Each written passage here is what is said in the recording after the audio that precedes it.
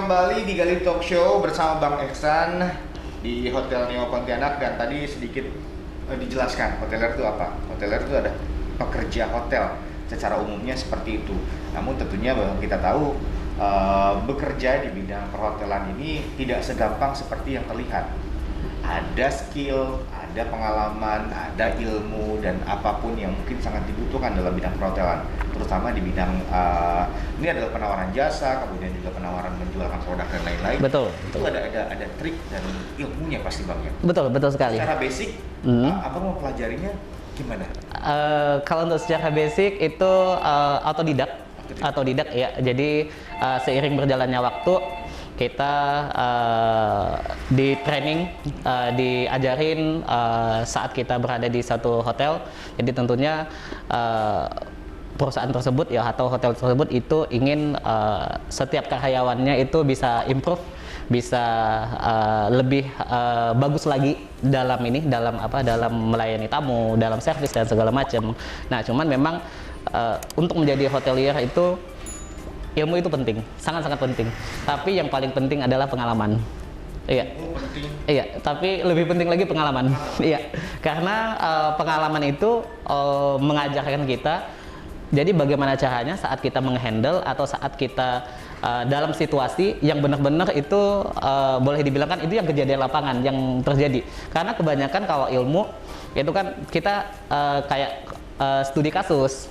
Habis itu seandainya waktu kita masih belajar itu kayak jika dan segala macam, iya teori. Nah, tapi saat kita mengaplikasikannya ke boleh dibilang kan ke dunia kerja, itu belum tentu apa yang bisa kita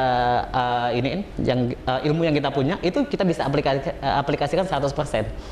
Iya. Karena kalau untuk di hotel itu untuk tipe-tipe orang yang datang itu bukan satu, bukan dua, bukan tiga, tapi ratusan bahkan ribuan tipe orang yang datang yang tidak bisa kita boleh dibilangkan bahasa kasarnya itu kita layani dalam konsep yang sama. Itu artinya bahwa setiap hotelier harus memiliki basic ilmu seperti ilmu kejiwaan, bukan ilmu kejiwaan dalam artian ini menganalisa seperti apa karakter orang. Iya, betul sekali. Kamu yang datang seperti yang bilang tadi bahwa setiap orang tuh punya karakter yang berbeda. Betul. Dan itu treatmentnya juga akan berbeda. Betul sekali. Betul. Jadi apalagi kalau untuk boleh dibilang kan untuk saya pribadi, saya itu kan berkarirnya memang di industri perhotelan khususnya di sales ya, sales dan marketing. Tentunya kita sebagai seorang sales itu ketemu banyak orang setiap hari 2, 3, habis itu 10 sampai belasan orang baru yang kita kenal.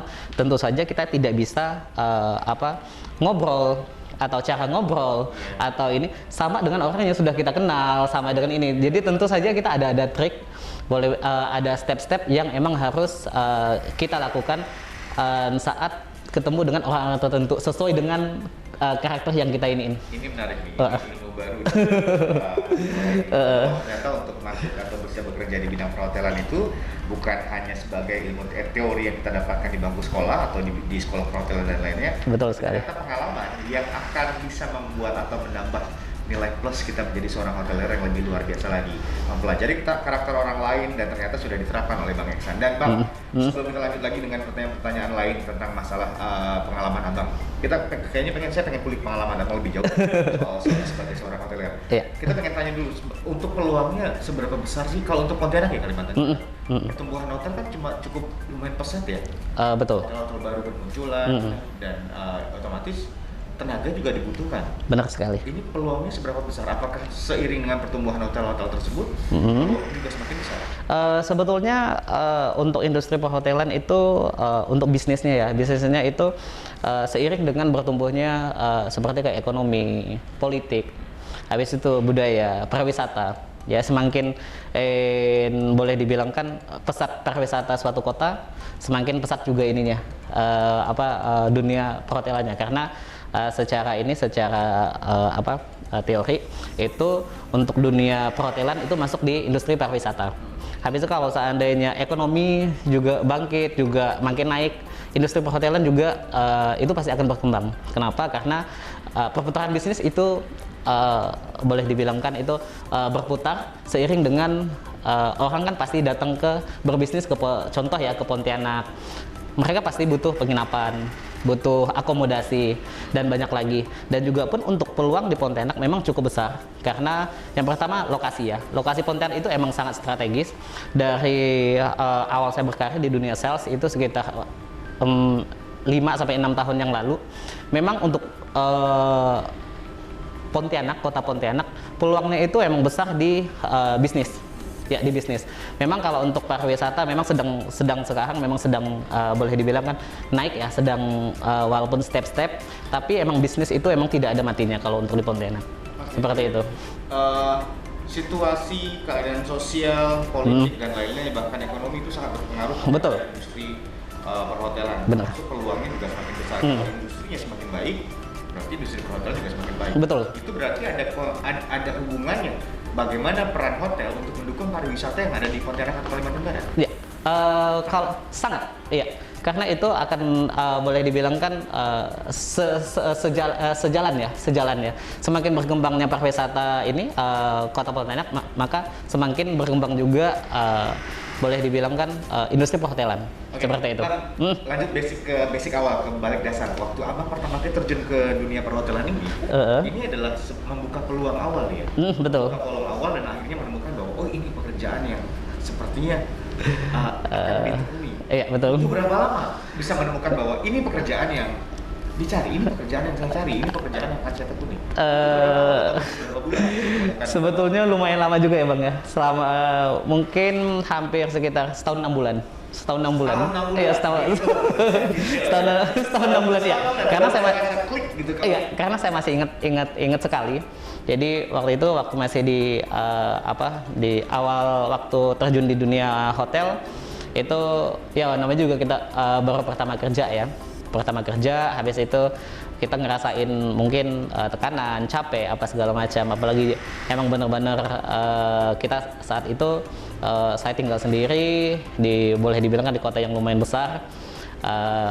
Jadi memang boleh dibilang kan tekanan pribadi itu lebih banyak ya daripada tekanan luar, itu yang pribadi. Jadi kemauan ya. Jadi seiring berjalannya waktu, sebulan 2 bulan, akhirnya setahun 6 bulan. Jadi saya dapat tawaran untuk pindah ke suatu hotel yang baru buka waktu itu di tahun 2014 waktu itu, dan itu menjanjikan sebuah karir yang menjanjikan. Jadi saat saya ditawarin seperti itu, jadi saat itulah ngerasa ini peluangnya bagus nih. Jadi saat kita ada sesuatu kelebihan, saat itu kelebihan, dan kelebihan itu yang ada potensi yang ada dalam diri kita, dan saat itu boleh dibilang kan bisa untuk mendongkrak karir kita. Jadi saat itulah saya yakin bahwa ini kayaknya bagus nih untuk ditekuni. Seperti itu. 6 bulan. Iya, setahun 6 bulan. Iya. Itu butuh waktu untuk merasakan bahwa ini adalah pekerjaan yang dipilih, ini adalah pekerjaan yang diinginkan. Seperti yang kita tahu bahwa usaha tidak akan mengkhianati hasil tidak mengkhianati usaha deh, seperti itu ya. Kita koreksi lagi deh. Kita sambil ngobrol-ngobrol, bertanya langsung lagi nanti tentang bagaimana caranya untuk menjadi seorang hotelier yang baik dan benar, kemudian seperti tren apa yang mempengaruhi naik turunnya, apakah itu high season atau apapun yang ada di Pontianak yang bisa mempengaruhi dalam bisnis perhotelan ini. Jangan kemana-mana, tetap di Galih Talk Show.